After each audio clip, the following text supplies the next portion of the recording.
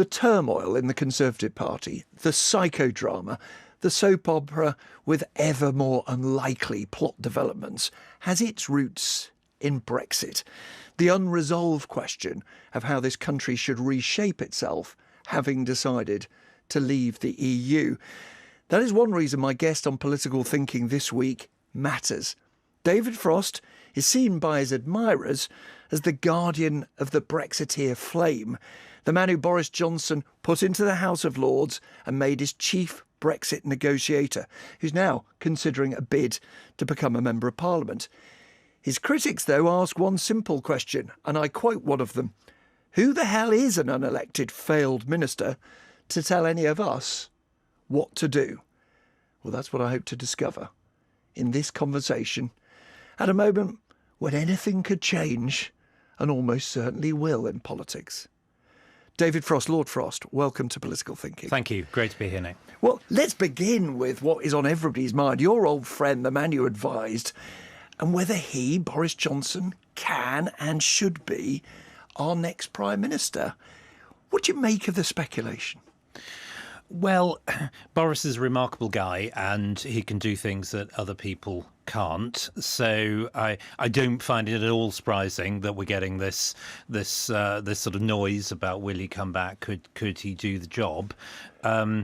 I think the party needs to think quite hard before it kind of goes down this road. You know, who knows? It's not really for me to say, but you know, there was a reason why he left office, and there's a reason why he was so successful in office, and they've got to work out which of those is going to be the most important for them. What do you think was the reason he had to leave office that matters now? So I think the problem was the sense of sort of confusion and chaos that surrounded him. I think Partygate was a kind of special moment, if you like, you know, a very unhappy one, but it was a product of an extraordinary period. I think what people will probably want to see is a sense that he can run a government, he can organise things, he has a set of things he wants to deliver, can take decisions, can get things to happen. And I think that was at the root of some of the problems people had. You're asking a question that everybody has asked since Boris Johnson emerged, and bear in mind I was at university with him. Yeah. Can Boris change? There's a simple answer, no, and he's not going to, is he? I mean, people can't. By the time they reach his age, my age, you know, basically people have founded their ideas and the way they work. And I agree, you can't expect change. But what I think you could expect, and this is going to be one of the issues, you know, can people be self-aware about their weaknesses, understand what they're naturally good at and where they need help, and get people to do the things that they don't necessarily feel they're good at themselves. And that's what we didn't quite see, I think. That's the test then for Boris Johnson leadership. But isn't there a much more fundamental test, which we'll talk about much more as we go on with this interview? You quit his government, and you quit his government because of what you described as the direction of travel. And you did it after less than a year as a minister. Isn't the truth that he's a big government, high spending, high tax, high immigration sort of Tory? He's not a Brexiteer Tory in the sense that you are at all. Well, there are different kinds of Brexiteer Tories, but the one thing they all have in common is thinking Brexit is a good thing because it restores national control and democracy. And democracy enables you to have these sort of arguments. And the Conservative Party's always been a broad church. I think it's a bit simplistic to say he's a high spend, high tax person. I don't really think he's a high tax person. He's certainly said things that make clear he isn't. You know, maybe he is somebody quit, isn't it? Well, I quit over the what at the time looked like the rush back down into lockdown and vaccine passports and so on, which has all now been kind of forgotten. But I think, you know, is not so much that he's a convinced large government person, it's maybe he likes to kind of avoid difficult choices. And there are definitely going to be some difficult choices coming. I think this is the puzzle that I'm hoping will explain here to many people listening, is what these arguments in the Tory party are all about. Let me read you a couple of headlines from the columns you write now, which are influential.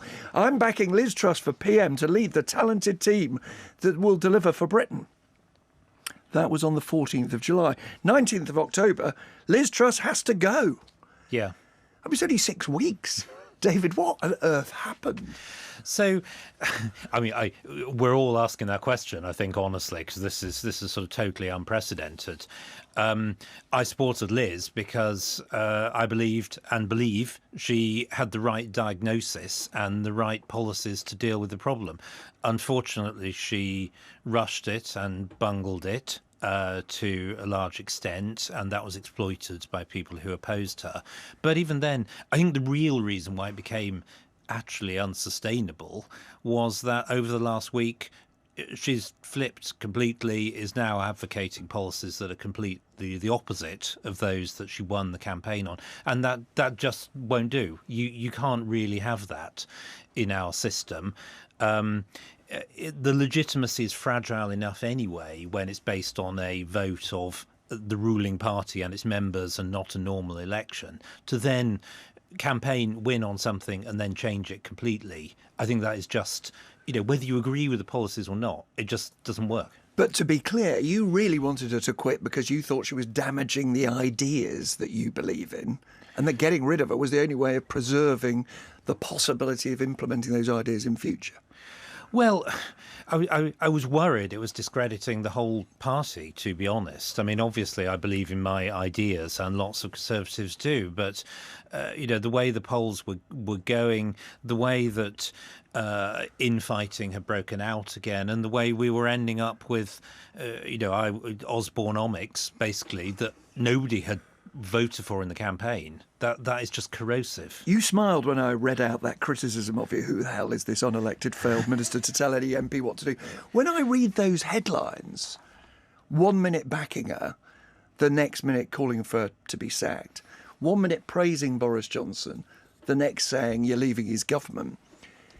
Do you get why some people listening to this will be screaming at the radio or the television?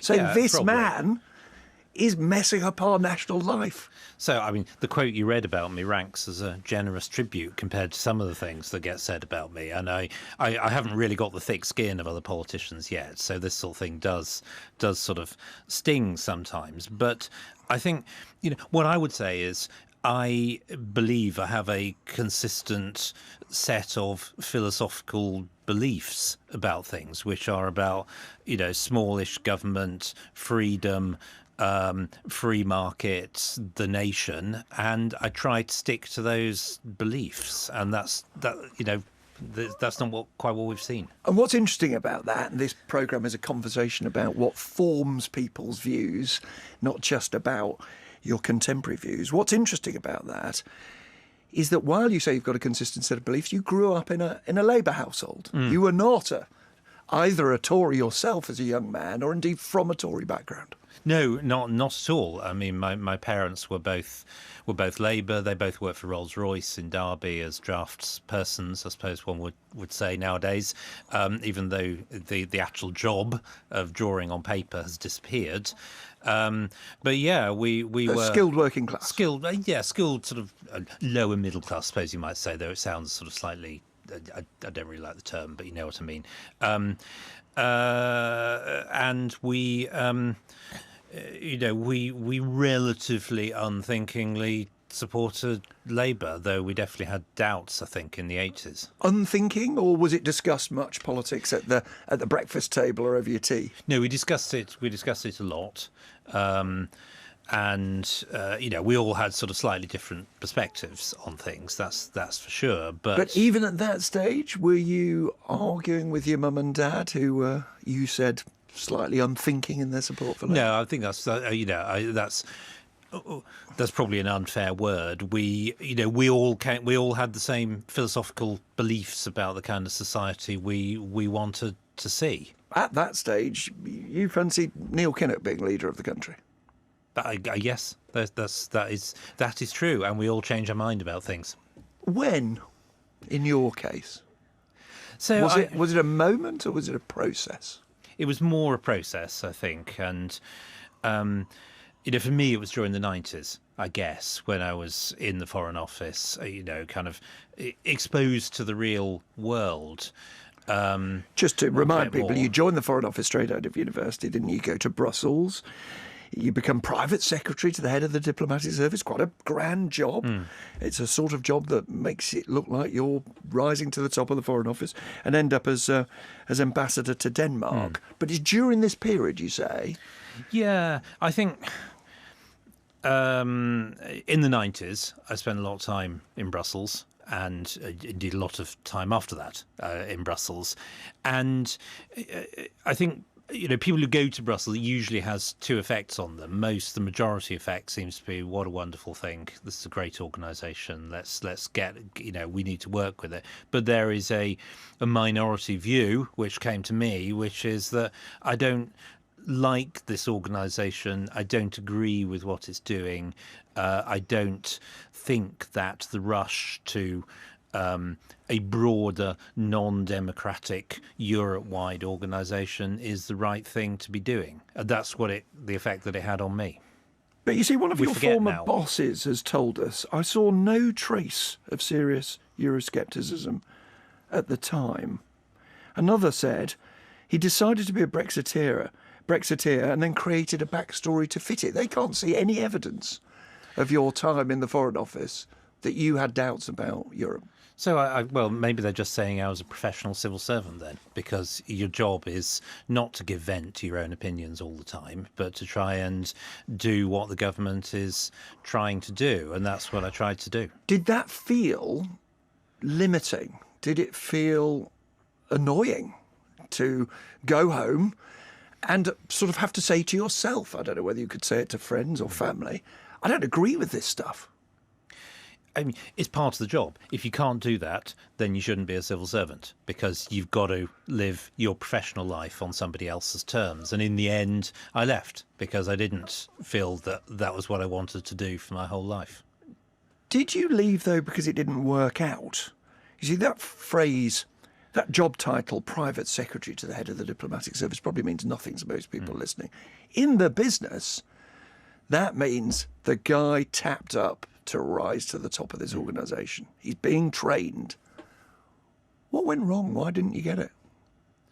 Well, I left. I mean, Did you leave because you weren't making the progress you wanted? Or? No, I left because I felt it wasn't. I got frustrated by not being able to do and say what I thought about things, and I still had a lot of my life in front of me, and I didn't want to live it on somebody else's terms the whole time. Well, let's turn to Brexit then, because Yeah. you've described how in the 90s you came round to it. I just want you to play a small political thinking game with me. I'm going to read out some statements and see whether you agree or disagree with this. Can any future trading arrangements be as good as the current ones provided by membership? Is that a statement you would... I think it's a sort of trick question coming here. Do you recognise I this? recognise some of the statements. I tell you, I'll give you some Yeah. more. The case for change has to be overwhelming. It isn't. Britain will be demandeur, so it will be Britain that has to make the concessions to get the deal. In short, even the best case outcome can't be as good as what we have now. Whose words are those? So they're mine. While I was head, I think, of the Scotch Whisky Association, and the policy of the Scotch Whisky Association was to stay in the EU, and I don't think they would have thanked me if I'd made up my own policy on the hoof. I understand that, but it will puzzle people the depth of the argument for Remain that came out of your lips, as it were, or came from your pen or on your computer. So the Scotch Whisky Association is a trading organisation, and that's what we were talking about. And ever since I've been in a position to say things in public in my current roles, when I was Brexit negotiator and beyond, I've always said leaving the customs union and the single market has a cost. Not every Brexiteer has been willing to say that, but I have always said it. I don't think it's as big as many people say. But the important thing about Brexit is not only the trading arrangements, it's democracy, it's running your own affairs, and it's the ability to open your own market to competition, to regulate it in a different way, to open it up to the world, and to create the kind of dynamism that drives capitalist economy and that the European Union is driving out. So you do have to look at it in the round, I think. And now, for people listening who hear some of those phrases, what do you say to someone who says that everything that David Frost wrote turned out to be true? That the economic situation is worse than it was under membership. It was very risky. Britain is a demandeur, as you put it, and therefore has had to make concessions to get deals. Everything you said here turned out to be true, didn't it? I don't think it has turned out to be true, to be honest. I think, as I said, there's a trade aspect which but forgive me, that's an argument that there are other important things, and there is clearly a sovereignty argument and an independence argument that's quite separate from the economic argument. You may well be a Brexiteer for all those reasons and accept an economic price. What I was asking is, weren't you right in everything you predicted about it economically? No, because the economics is more than trade. You know, there has been a small hit to our trade with the EU. That's obvious. It's nowhere near as big as people are saying. But what matters is growth, the size of the economy, and the broader economic prospects for the country. And there, if you compare us to the G7 since 2016, the path is pretty much the same. It's not better, though, is it? Well, it's going to take time to do this. Okay. And as I've said, I don't think we've been going at this fast enough. So in other words, your key thought is that it's the opportunity to do something different, even if we haven't done it yet. We'll come to that in the context of the current argument about the Conservative Party in a second. Let's turn to your negotiating style. You raised it, that people think you well, how would you describe it? What do you think they thought of your negotiating style? We felt that nobody believed a word we said. Nobody really understood what we were trying to do. And we had to be as clear as we possibly could about what was acceptable and what wasn't, what we were going to live with and what we weren't. And that, that probably did require a reset and a bit of correction in the way we go about things. I wouldn't necessarily advocate it as, you should always do diplomacy like that. Of course, that's not true. You have to tailor it to the circumstances. I asked you how they regarded you. I mean, some people said they hated your guts. I mean, they ridiculed you. They said that you weren't a diplomat. They rejoiced when you left office. Of course. Yeah? Is that just the price you had to pay to get the job done? It's the price they had to pay.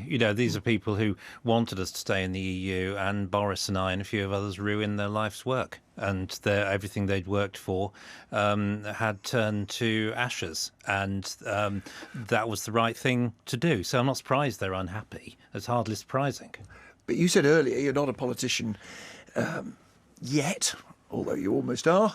And you hadn't just developed the sort of thick skin that you need in politics. Did you find that, at a personal level, quite hard?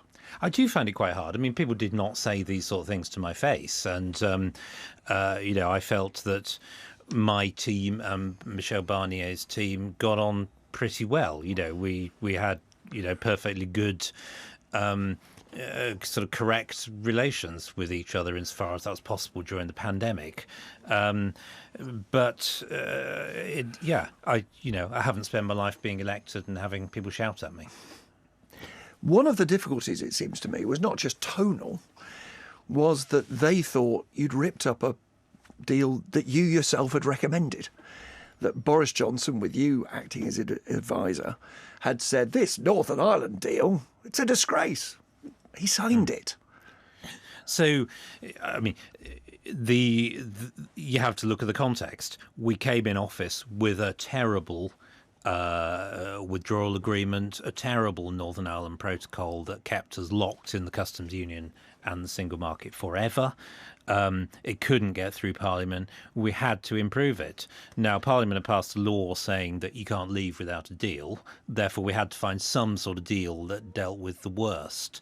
We knew that... So, as it were, do the deal, know it's no good, but it's the way to deliver Brexit, it's the way to get Brexit done, and then go back to it. It's the way to take an acceptable risk that we thought balanced all the factors and could work, and it gave us optionality about the future as regards the free trade agreement, the customs relationships, and so on for the future, which that did. You now use your column in the Daily Telegraph to argue for policy most often. Yes, you do personality, but you argue passionately for a different direction.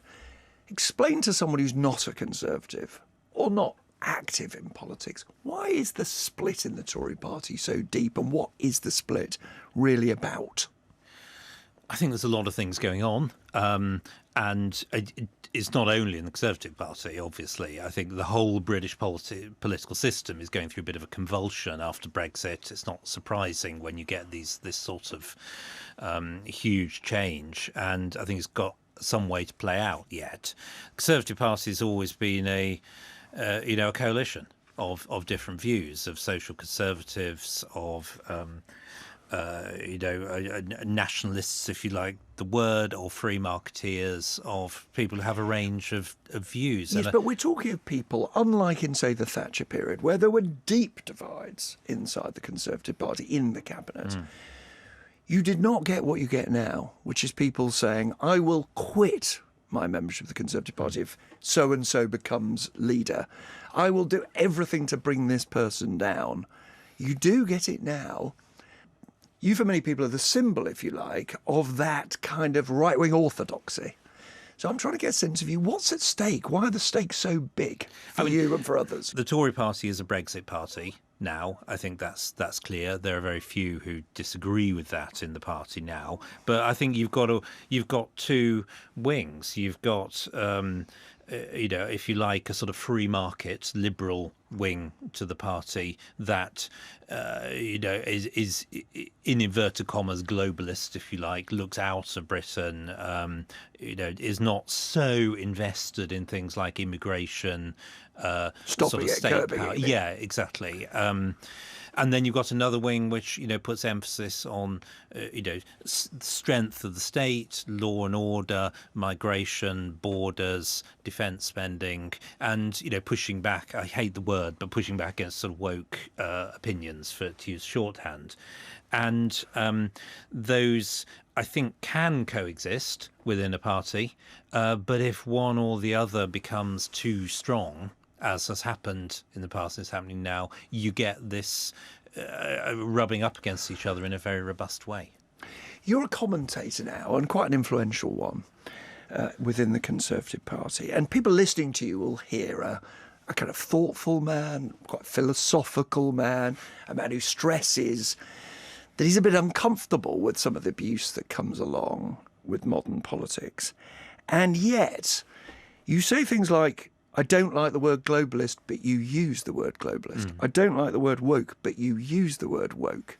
And your columns are used by people who are much angrier than you sound. Do you think you behave responsibly as a columnist? Yes, I do. I think, I use the words globalism and woke in this interview because people understand what I'm talking about. But there are people now who think Liz Truss was brought down by quotes, and I do quote, and these are words you'll hear on GB News all the time, by a conspiracy of deep state anti-Brexit globalists. Indeed, and I think in my column this week, I explicitly said that is not true. Conspiracy theories are wrong. I don't believe that. Wouldn't it be better not to use conspiracy theorist language then? Well, to refute it, I think you have to use it, and that's explicitly what I was doing. And you don't want to be a columnist anymore. You're thinking of becoming a member of Parliament. Why so? Many would argue you're more influential in your current job than you would be as a Tory backbencher. Well, it is not unknown for people to hold both roles, I would say, but that's looking to the future.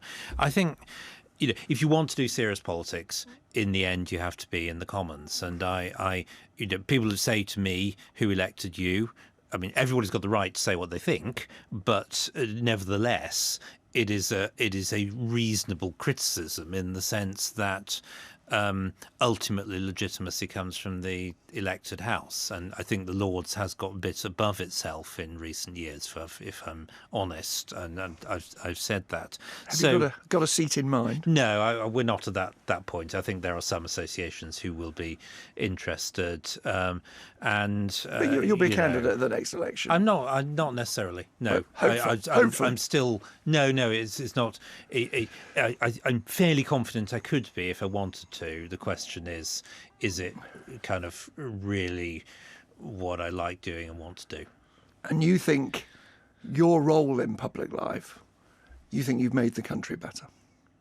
I think I don't think Brexit would have happened if Boris and I and Dominic Cummings and a few others had not been in that place at the right time. Is now in others' hands to make the country better. What we have created is the ability to choose, the ability to have proper debate, the ability to make things happen again, and that, I believe, is a good thing for a country. David Frost, Lord Frost, thanks for joining me on Political Thinking. Thank you. David Frost embodies the problem, the trauma, if you like, that the Conservative Party now faces. On the one hand, he has a clear, quietly argued, philosophical case for the sort of country he wants to develop after the Brexit which he helped to deliver. On the other, he's a man who joined Boris Johnson's government, then quit it, called for Liz Truss to be Prime Minister, and then called just weeks later for her to quit, and who sounds like he doesn't think there's anybody who's really right to be her successor and our next Prime Minister. Ideas they have, people they can unite behind, they don't. Thanks for watching.